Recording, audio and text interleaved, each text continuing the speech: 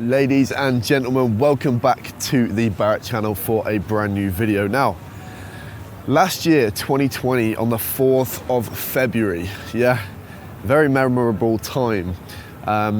It was about 2 weeks after the world news of COVID broke out, and it was first, sort of detected in China, and it had spread to the city that I live in, Shenzhen, by that time.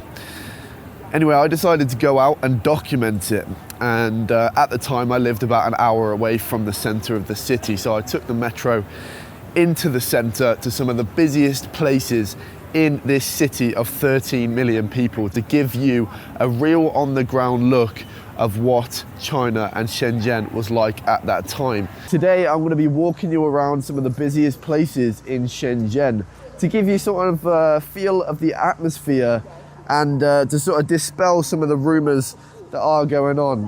Where are we now? We're back in that same place that we started that last video. I will put a link up at the top of the screen here. It'd be good if you check that one out first and then come back to this one so that you can kind of compare the differences, because times have changed a lot since then. At that time I was looking around Huaqiangbei and there were just no people at all. Just a couple of people I was walking by.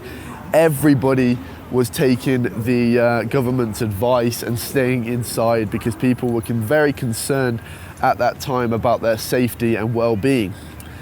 There were only very, very few shops open, just the ones that were probably trying to stay on their feet because the rent in this area is extremely expensive. Now, 14 months on, it's crazy to even think that that much time has passed. I mean, it's gone really fast, but at the same time it feels like it was a lifetime ago that sort of coronavirus broke out. Me and my dad have talked about this before, but we feel extremely fortunate to be living in China during this time, because there are not that many countries around the world where you've been able to sort of freely travel for months around that country anyway.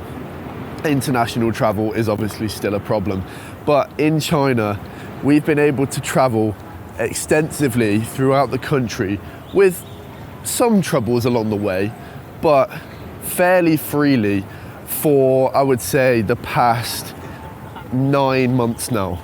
It was really only sort of January, February, March, April that in 2020, 4 months, and in May it started to really sort of improve from there. And going around China right now is very, very simple. All you have to do is sort of use your health code to travel around. If you are going to some sort of big exhibitions, then you may need to supply a COVID certificate on arrival. So that's why me and Dad have had nearly 10 COVID tests each at this point. But that's what you got to do to have a country that is free of COVID.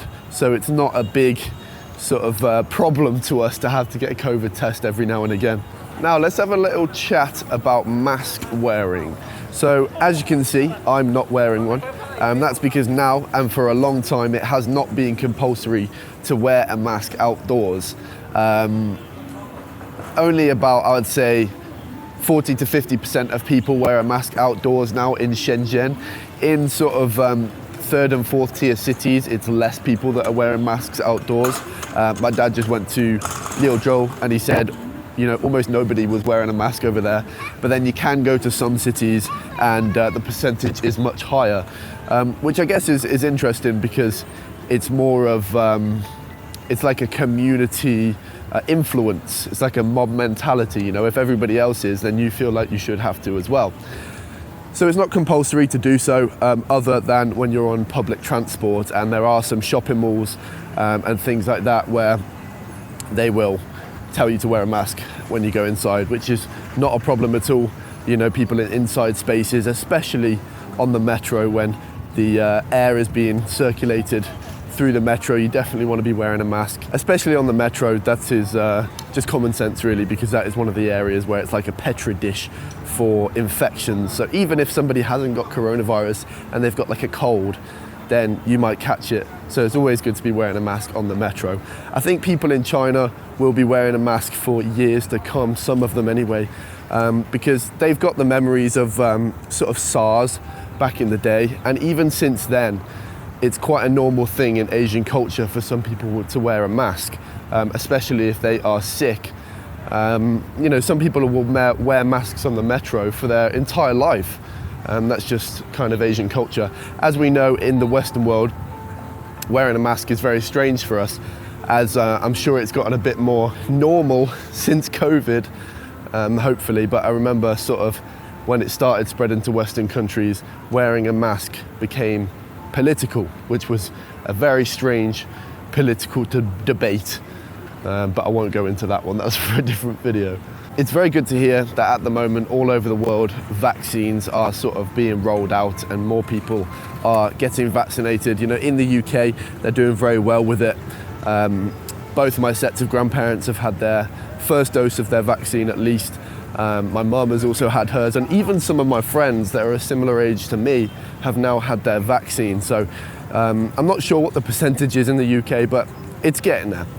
And as for China, they are doing very well as well.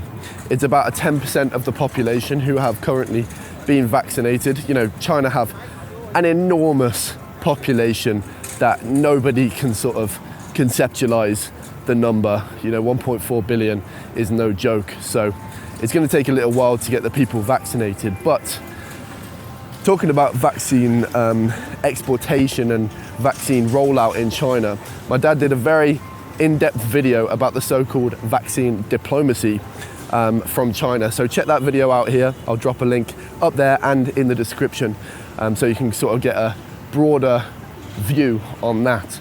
But China are getting there, and they're currently vaccinating about 5 to 8 million people a day, which those numbers are just hard to get your head around, right? I've spoken to a lot of people, you know, my foreign friends and also some Chinese people who are actually not too concerned about the vaccine. Not in the sense of the safety of it, but more in the sense of they're not in a rush to get it because they feel safe enough in China, and it's going to be a long time potentially before international travel is still available to us. So it's almost like they're not really too fussed about it, because China are doing so well in keeping it contained that it's just not something that people are really thinking about too much. But I know as soon as the vaccine does become available for me to be able to get, I will certainly be doing that, because I think it would make a good video. And I don't know, vaccine safety is not something that's really concerns me. I don't like to worry about things so much that are out of my control. You know, I think anything that's going to be able to allow me to travel internationally as soon as possible, I'm going to be doing. So as soon as the Chinese vaccine becomes available to me, your boy's going to be copping it. Quick change of scenery now. We are in the second place that I was in on that past video where Shenzhen was a ghost town. Very nice area of Shenzhen. This is Coco Park. Lots of restaurants, lots of bars and things like that, but very, very dormant. We are in Coco Park Shopping Park metro station in the center of the city, Futian district. And this is probably the busiest shopping mall in the whole of the city. There are always people here. Right now is a Wednesday lunchtime, I believe. So probably one of the lesser busy times, but even so, there's still a lot of people around. Now, I really just wanted to sort of show you what it's like now. I could probably even walk into the shopping mall without a mask on, because a lot of the gates don't even have a security guard now. Obviously, I would put one on, but you know, it's not even 100% essential now. It's more just for peace of mind and you know, to be respectful to the people around you. The one unfortunate thing is that China's borders are still very strict. I mean, it's unfortunate for selfish reasons, but it's very sensible for the borders to be very strict, but it's not allowing me to be able to go back to England and return. So for foreseeable future I will be in China, and you know, I haven't seen my family for a long time. It's been about 1.5 years, and I've just had my first niece be born, and I would love to go and see her, but you know, I've got to count my blessings really, because we're very fortunate to be here and to be able to live our fruitful life while the sort of world is in a very terrible place. So there are some sacrifices that have to be made, and hopefully I'll be able to see my family soon in the future. Anyway, I just want to say thank you to you all for taking time out of your day to spend it with me here on YouTube. If you did like the video, smash the thumbs up button. If you're not subscribed to the channel, change that right now by hitting that subscribe button. It's absolutely free. If you want to go the extra mile, you can do so by clicking the links down in the description where you can support us. Thank you everybody, take care for now, bye bye.